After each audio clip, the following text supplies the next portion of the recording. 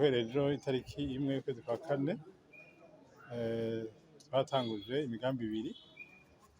Umugambi umwe n'umugambi wo gusuzuma isaha abakozi bashikira ku kazi, ingene bashobora gusohoka bava mu maserivisi baja ahandi n'isaha batahirako, dukoresheje akamashini kerekana ivyo vyose umuntu ashirako igikumu, kakandika aho ashikiye, asohotse kakandika, atashe kakandika. Ni umugambi twibaza ko uzoza gufasha cane kugira abakozi baje ku kivi koko, bakore hanyuma dushike ku mwimbu ushimishije.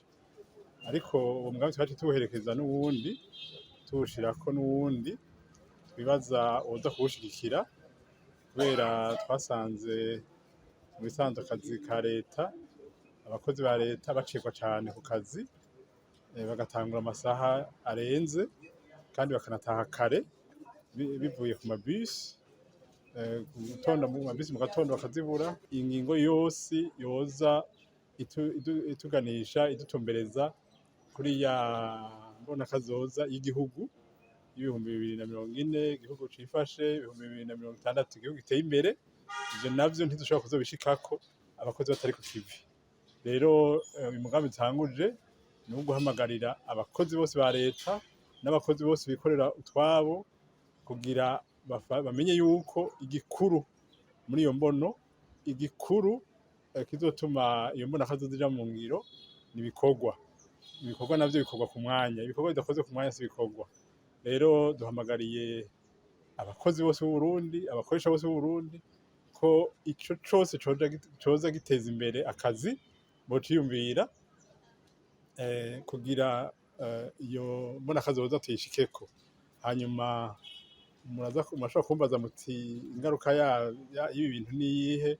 Ni ingaruka nziza cane kuko ibi igihugu citeze haba mu mwimbu haba hehe bizova ko abakozi bakoze, kandi abakozi bakoze umwimbu uzogwira. Umwimbu ugwiriye n'abakozi bazokongerwa imishahara. Kwidoga hehe vyahora vyicwa nuko canke vyari bibangamiwe nuko abakozi bataba bari ku kivi.